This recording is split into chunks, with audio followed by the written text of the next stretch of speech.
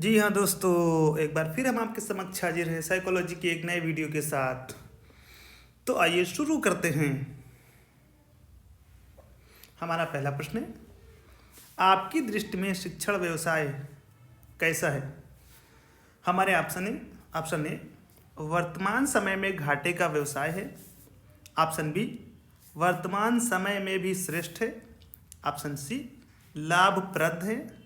Option D मौज मस्ती का है।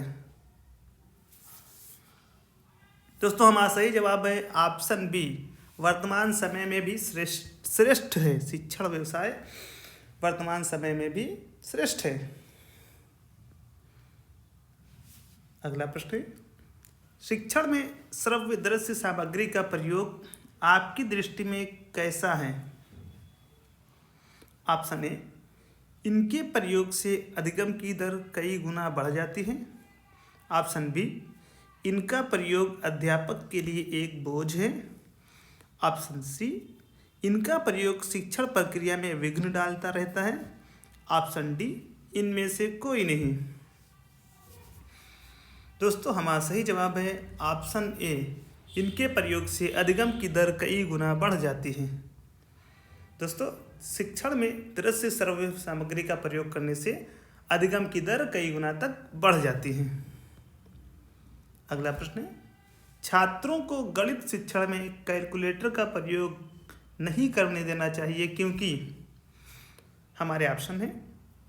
ऑप्शन ए इससे छात्र सुविधा भोगी हो जाएगा। ऑप्शन बी वह अपनी स्मरण शक्ति का प्रयोग नहीं करेगा। ऑप्शन सी इससे उसकी अभ्यास शक्ति कम हो जाएगी और वो आगे नहीं सीख पाएगा। ऑप्शन डी ये सभी। दोस्तों प्रश्न कह रहा है कि गणित शिक्षण में कैलकुलेटर का प्रयोग नहीं करने देना चाहिए क्योंकि, तो हमारा सही जवाब होगा ऑप्शन सी, इससे उसकी अभ्यास शक्ति कम हो जाएगी और वो आगे नहीं सीख पाएगा। अगला प्रश्न है, भारत में सतत मूल्यांकन प्रणाली स्कूलों में लागू न होने का कारण है। ऑप्शन ए सरकार की शिक्षा के प्रति उदासीनता। ऑप्शन बी प्रधानाचार्यों का शिक्षा विभाग के बंधे टिके नियमों पर चलना। ऑप्शन सी योजनाबद्ध शिक्षण का न होना। ऑप्शन डी बी और सी दोनों। दोस्तों हमारा सही जवाब है ऑप्शन डी, बी और सी दोनों। सतत मूल्यांकन प्रणाली न लागू होने का कारण है प्रधानाचार्यों का शिक्षा विभाग के बंधे टिके नियमों पर चलना और शिक्षण का योजनाबद्ध न होना। अगला प्रश्न है, बच्चों को स्वास्थ्य सफाई के लिए प्रेरित करने के लिए अध्यापक को चाहिए कि वो क्या करे? हमारे ऑप्शन ए स्वयं कक्षा में साफ सुथरा होकर आए। ऑप्शन बी रोज स्वास्थ्य के महत्व पर बच्चों के सामने लेक्चर दे। ऑप्शन सी बच्चों के नाखून आदि कटे हैं इसे चेक करते रहना चाहिए। ऑप्शन डी ए और सी दोनों। हमारा सही जवाब होगा ऑप्शन डी, ए और सी दोनों। स्वयं कक्षा में साफ सुथरा होकर आए और बच्चों के नाखून आदि कटे हैं इसे चेक करते रहना चाहिए। अगला प्रश्न है, बच्चों को स्कूल में नैतिक मूल्य सिखाने का सबसे अच्छा तरीका ये है कि ऑप्शन ए उनके सामने अध्यापक स्वयं अच्छे आदर्श प्रस्तुत करे। ऑप्शन बी बच्चों से समाज सेवा कराई जाए। ऑप्शन सी प्रत्येक अध्याय में नैतिकता का पाठ शामिल हो। ऑप्शन डी ये सभी। दोस्तों हमारा सही जवाब है ऑप्शन ए, उनके सामने अध्यापक स्वयं अच्छे आदर्श प्रस्तुत करें। यदि हम चाहते हैं कि बच्चों में नैतिक मूल्य उत्पन्न हो और बच्चे नैतिक मूल्यों का पालन करना सीखें तो सबसे अच्छा तरीका ये है कि अध्यापक या हम स्वयं उनके सामने अच्छे आदर्श प्रस्तुत करें। अगला प्रश्न है, सरकारी स्कूलों में दोपहर के भोजन की योजना से यह लाभ है कि ऑप्शन ए बच्चों को स्कूल में टिफिन नहीं ले जाना पड़ेगा। ऑप्शन बी निर्धन बच्चों को कुपोषण से बचाया जा सकेगा। ऑप्शन सी यदि बच्चे भूख से व्याकुल होंगे तो पढ़ने के लिए प्रेरित नहीं किया जा सकेगा।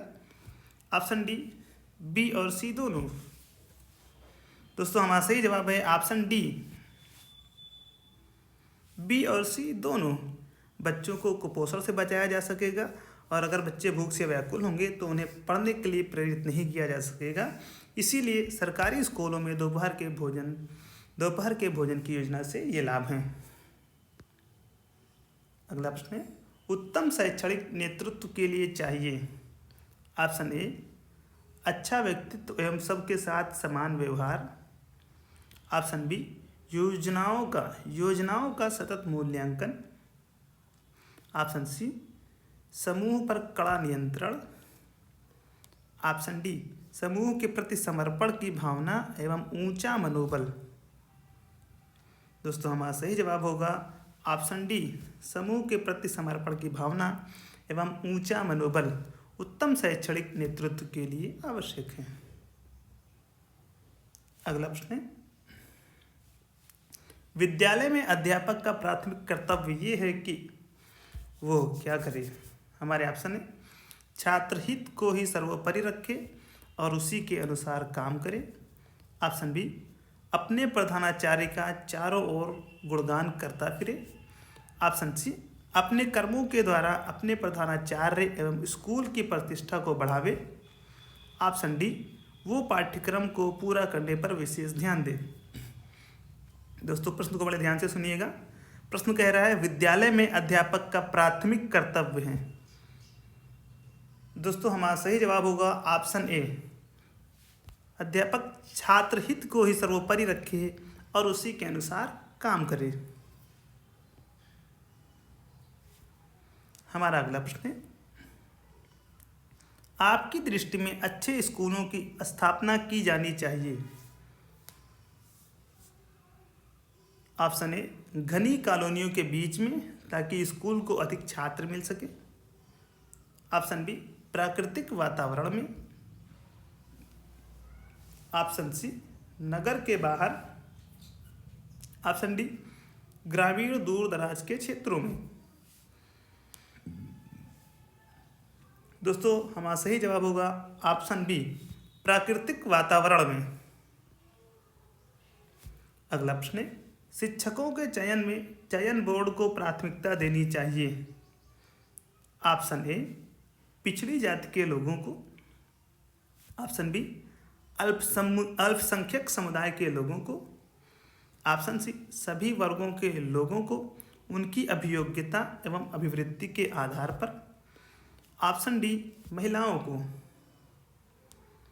दोस्तों हमारा सही जवाब होगा ऑप्शन सी, सभी वर्गों के लोगों को उनकी अभियोग्यता एवं अभिवृद्धि के आधार पर शिक्षकों के चयन बोर्ड को प्राथमिकता देनी चाहिए। मैं शिक्षण अधिगम प्रक्रिया में टीवी, कंप्यूटर आदि के प्रयोगों को कैसा समझते हैं आप। ऑप्शन ए, अच्छा मानता हूँ। ऑप्शन बी, ठीक नहीं मानता, इसमें समय बहुत नष्ट होता है। ऑप्शन सी, उचित एवं आवश्यक समझता हूँ। ऑप्शन डी, इनमें से कोई नहीं। दोस्तों हमारा सही जवाब है ऑप्शन सी, उचित एवं आवश्यक समझता हूँ। शिक्षण अधिगम प्रक्रिया में टीवी एवं कंप्यूटर आदि के प्रयोगों को आवश्यक समझता हूँ। हमारा अगला प्रश्न है, अध्यापक की दैनिक दिनचर्या का अंग होता है। ऑप्शन ए, दैनिक रूप से वाचनालय जाना तथा पत्र पत्रिकाओं का अध्ययन करना। ऑप्शन बी, छुट्टी के दिनों में धार्मिक स्थलों पर समय बिताना। ऑप्शन सी, छात्रों में अधिगम की दर को बढ़ाने के लिए निरंतर चिंतनशील रहना और कक्षा में नए नए प्रयोग करना। ऑप्शन डी, ए और सी दोनों। दोस्तों हमारा सही जवाब होगा ऑप्शन डी, ए और सी दोनों। अध्यापक की दिनचर्या का अंग होता है दैनिक रूप से वाचनालय जाना और पत्र पत्रिकाओं का अध्ययन करना और बच्चों में अधिगम की दर को बढ़ाने के लिए निरंतर चिंतनशील रहना और कक्षा में नए नए प्रयोग करना।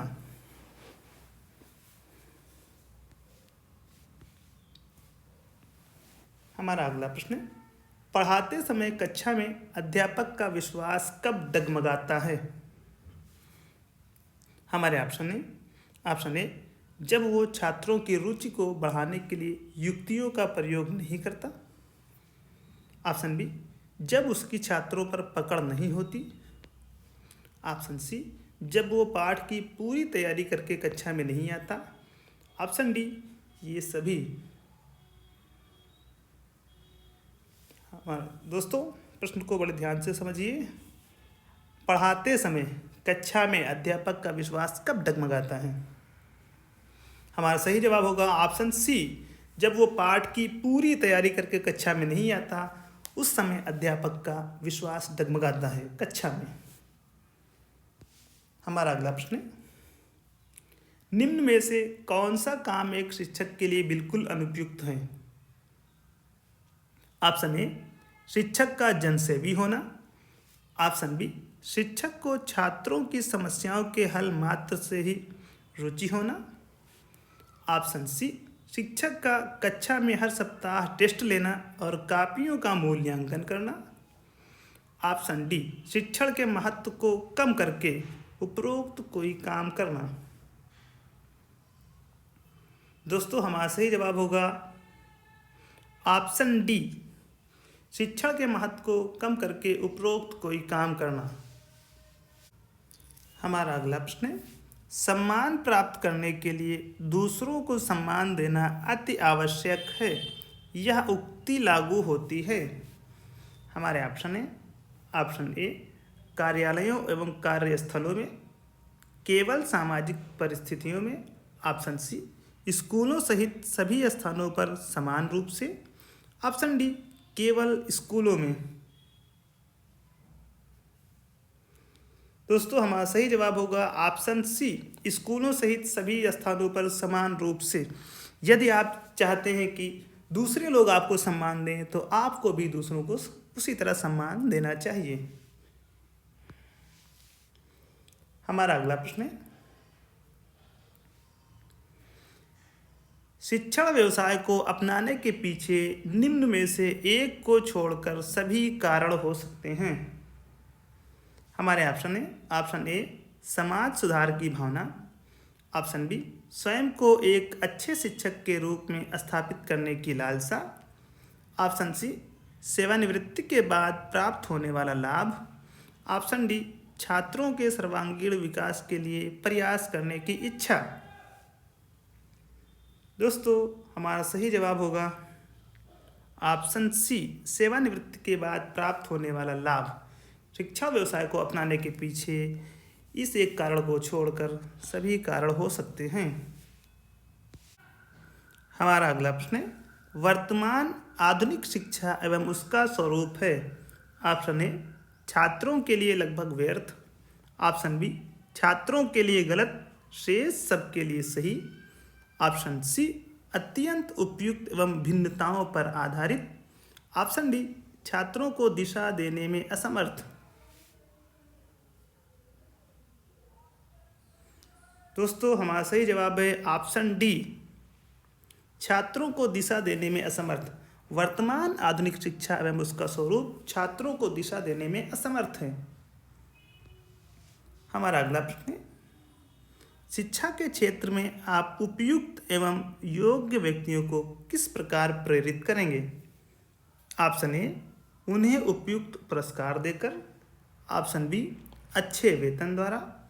ऑप्शन सी शोध प्रोत्साहन एवं पुरस्कार देकर।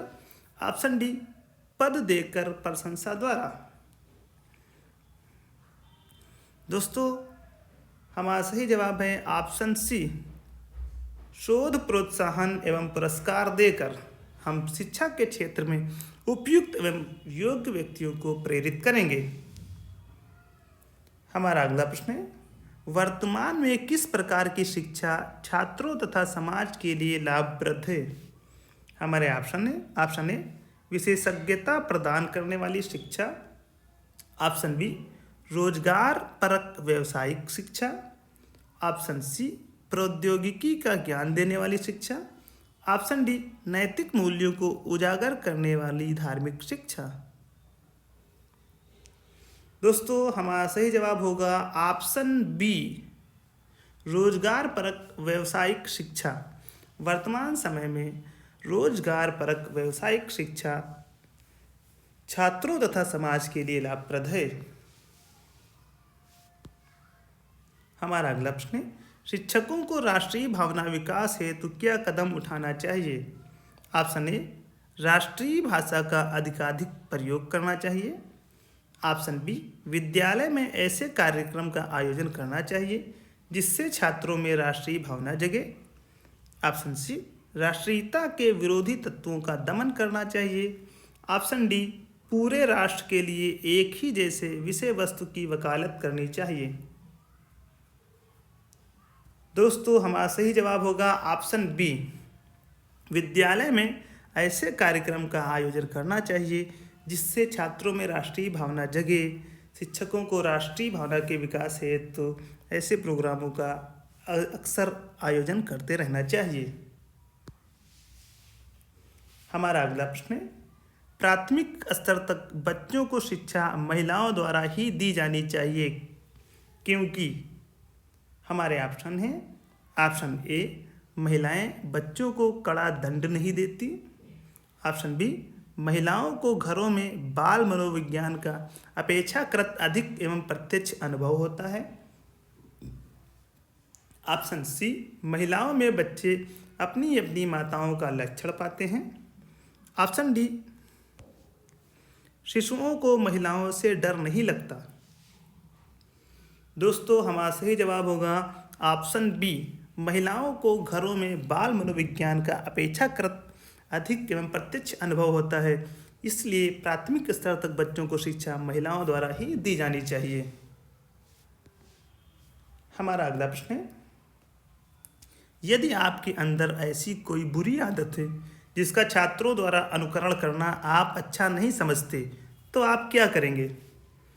ऑप्शन ए, कम से कम छात्रों के समक्ष आप उस आदत को नहीं आने देंगे। ऑप्शन बी, आप छात्रों को बताते रहेंगे कि ये बहुत बुरी आदत है। ऑप्शन सी, आप उस आदत को तुरंत छोड़ देंगे। ऑप्शन डी, आप इस पर कोई ध्यान नहीं देंगे। दोस्तों हमारा सही जवाब होगा ऑप्शन ए, कम से कम छात्रों के समक्ष आप उस आदत को नहीं आने देंगे। यदि हमारे अंदर कोई बुरी आदत है जिसे हम चाहते हैं कि बच्चे अनुकरण नहीं करें तो हम अपनी उस बुरी आदत को बच्चों के सामने नहीं आने देंगे, क्योंकि बच्चे जैसा बड़ों को करते देखते हैं वैसा ही वो करने लगते हैं। हमारा अगला प्रश्न है, यदि आपको किसी ऐसे स्कूल में प्रधानाचार्य नियुक्त करके भेज दिया जाए जिसकी स्थिति बहुत गिर चुकी है तो आप क्या करेंगे? हमारे ऑप्शन है, ऑप्शन ए, ये देखेंगे कि कहाँ सुधार संभव है। ऑप्शन बी, सुधार कार्यक्रम पर अध्यापकों से चर्चा करेंगे। ऑप्शन सी, सुधार कार्यक्रम के संबंध में पूरे स्टाफ से चर्चा करेंगे। ऑप्शन डी, सेक्शन ऑफिसर से वित्तीय समस्याओं पर बात करेंगे। दोस्तों हमारा सही जवाब होगा ऑप्शन सी, सुधार कार्यक्रम के संबंध में पूरे स्टाफ से चर्चा करेंगे। यदि हमें किसी ऐसे स्कूल में प्रधानाचार्य नियुक्त करके भेजा जा रहा है जिसकी स्थिति बहुत गिर चुकी है तो हम सुधार कार्यक्रम के संबंध में पूरे स्टाफ से चर्चा करेंगे। हमारा अगला प्रश्न है, छात्रों में मौखिक अभिव्यक्ति को विकसित करने का तरीका है। ऑप्शन ए, परिचर्चाओं का आयोजन। ऑप्शन बी, भाषण प्रतियोगिता का आयोजन। ऑप्शन सी, अंत्याक्षरी का आयोजन। ऑप्शन डी, ये सभी। दोस्तों हमारा सही जवाब होगा ऑप्शन डी, ये सभी। छात्रों में मौखिक अभिव्यक्ति को विकसित करने के लिए हमें परिचर्चाओं का आयोजन, भाषा प्रतियोगिता का आयोजन, अंत्याक्षरी का आयोजन करते रहना चाहिए। हमारा अगला प्रश्न है, विद्यालय में छात्रों का स्वास्थ्य परीक्षण क्यों आवश्यक है? हमारे ऑप्शन हैं, ऑप्शन ए, निर्धन माता पिता इस काम को नहीं करा पाते। ऑप्शन बी, छात्रों की स्वास्थ्य संबंधी कुछ समस्याओं को जानना स्कूल के लिए आवश्यक है। ऑप्शन सी, ये विद्यालय का भी दायित्व है। ऑप्शन डी, इनमें से कोई नहीं। दोस्तों हमारा सही जवाब होगा ऑप्शन बी। छात्रों की स्वास्थ्य संबंधी कुछ समस्याओं को जानना स्कूल के लिए आवश्यक है, इसीलिए विद्यालय में छात्रों का स्वास्थ्य परीक्षण करना चाहिए। हमारा अगला प्रश्न है, कक्षा के प्रति कमजोर छात्रों के लिए अध्यापक को क्या करना चाहिए? हमारे ऑप्शन ए खाली समय में उनकी मदद करनी चाहिए। ऑप्शन बी उन्हें ट्यूशन पढ़ने की सलाह देनी चाहिए। ऑप्शन सी परीक्षा में फेल होने के डर से उन्हें कक्षा से निकाल देना चाहिए। ऑप्शन डी ये सभी। दोस्तों हमारा सही जवाब होगा ऑप्शन ए, खाली समय में कमजोर बच्चों की मदद करनी चाहिए। हमारा अगला प्रश्न है, पत्र पत्रिकाएं पढ़ने से हमारे ऑप्शन ए समसामयिक विषयों एवं घटनाओं की जानकारी प्राप्त होती है। ऑप्शन बी अध्ययन की आदत का विकास होता है। ऑप्शन सी उपरोक्त दोनों। ऑप्शन डी इनमें से कोई नहीं। तो दोस्तों हमारा सही जवाब होगा उपरोक्त दोनों। पत्र पत्रिकाएं पढ़ने से समसामयिक विषयों एवं घटनाओं की जानकारी प्राप्त होती है और इससे अध्ययन की आदत का विकास होता है। हमारा अगला प्रश्न है, कौन सा पाठ आसानी से पढ़ा और याद कर लिया जाता है? हमारे ऑप्शन है, ऑप्शन ए जो अत्यंत सरल हो। ऑप्शन बी जो विद्यार्थी की रुचि के अनुकूल हो। ऑप्शन सी जो मूर्त रूप से प्रस्तुत किया गया हो। ऑप्शन डी इनमें से कोई नहीं। दोस्तों हमारा सही जवाब होगा ऑप्शन बी, जो विद्यार्थी के रुचि के अनुकूल हो। विद्यार्थी आसानी से वो पाठ याद कर लेता है। दोस्तों आज की इस वीडियो में बस इतना ही। जल्द ही आपसे मुलाकात होगी एक नई वीडियो के साथ।